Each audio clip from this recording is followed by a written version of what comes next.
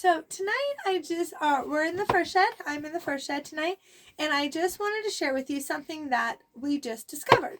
So this, if you look, so this is a frame that was in one of our brood boxes. Now this is, like I said, the storage room in the fur shed.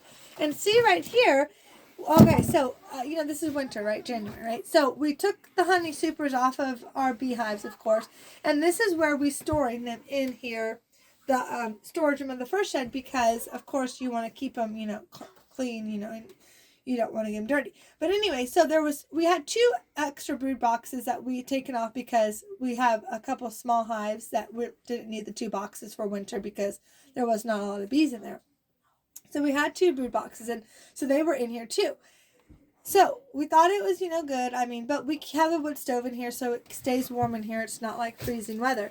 And so what had happened, what I found out, is that a wax moth must have got in here somehow, and they laid, she laid an egg, probably, or a couple. They probably lay a couple.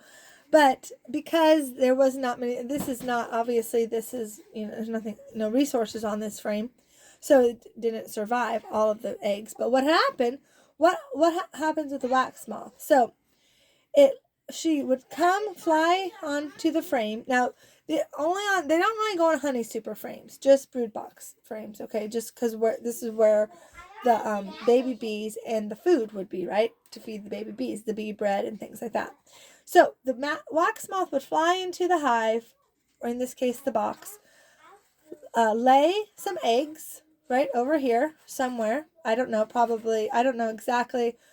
We'd have to look that up, how many eggs that she lays. But anyways, she did that, and it looks like one, I guess, I don't know, one larva, when it hatched, what they do, then they crawl through the cells, and they eat all the bee bread and the resources of the baby bees. So if this had been in a hive, and if this was spring and summer, this would have been full of resources, right? So they eat, and however long, and all around the frame. And then they pick an area. It looks like this is the area it had picked, and they build a cocoon. Now the cocoon is not there because, like I said, I don't really know exactly when this happened or how this happened. But the cocoon was there. Then it hatched, it's just like a caterpillar into a butterfly. So it cocoon for a certain amount of days, and then it hatches, and it is now a moth, another moth, right?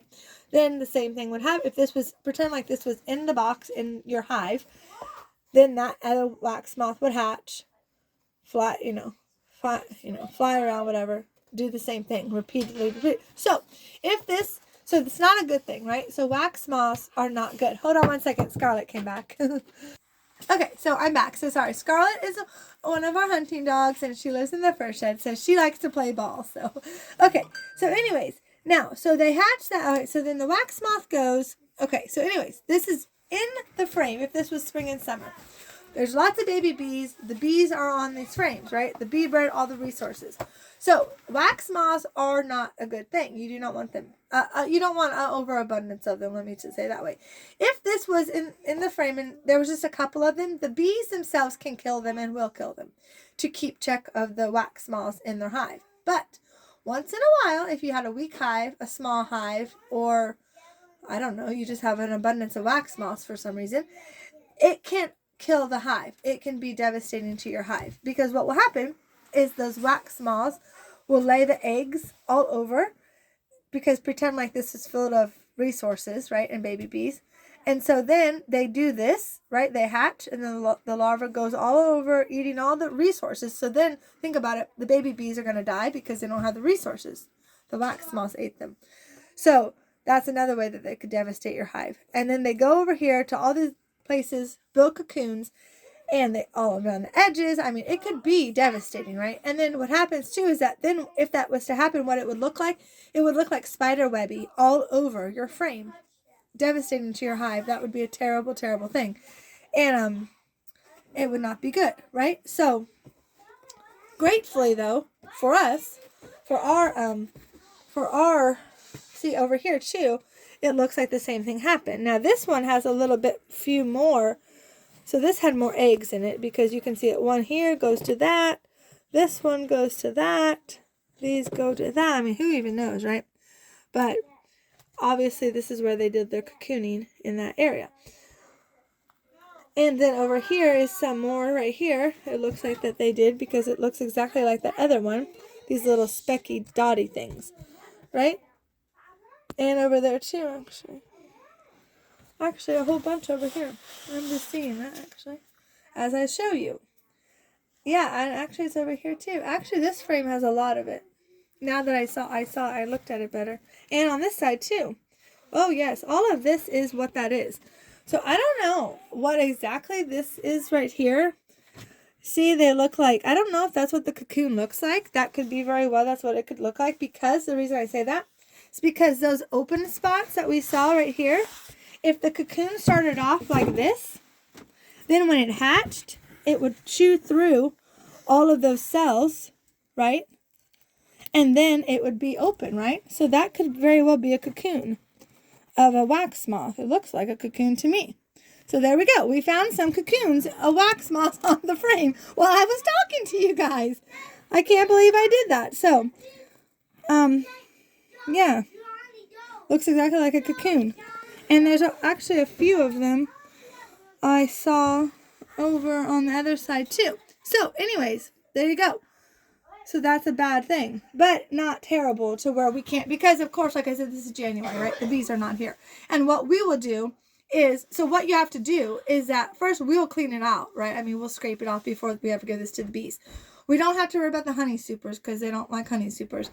But what you should do, and what we did now with those 2 brood boxes, we put them outside, because if you can freeze them, you can put these, if this was happening in the summer when you really did have bees in your hive, knock all the bees off, get those frames out of there and put them in the freezer, because of course outside won't be cold enough, but in the freezer will, and then that will kill your wax moth problem, and then you can scrape it off, clean it off, and give the frame back to the bees, right? The bees will have to do a little extra work because you'd have to scrape all their wax off, but at least you don't lose the bees, right? I mean, it is worth it. So, yeah, so that is what we're having right now. But of course, like I said, it's only 2 of the box, not all of the box. It's just really a couple frames, really. And now they're outside. Now, earlier today, though, a wax moth, we saw one. So, but we thought it was cold enough. That's why we put the boxes outside. But we can't find the wax moth. I can't believe it flew away in this cold weather, because it's very, very, very cold here in Iowa in January. So, I don't know. We might find it dead somewhere. And if we find it dead, I will collect it and we'll show it to you. But right now, I don't have a picture of it. So, okay. So, anyways, that's a little bit about wax moths and what we're dealing with. But please leave a comment if you have dealt with wax moths, or if you have any suggestions or anything that you want to tell us. And remember to please subscribe to my channel. And we love all of our subscribers. We're so blessed to have you all watching. And even if you're new to the channel, please subscribe. And remember that God loves you. Bye.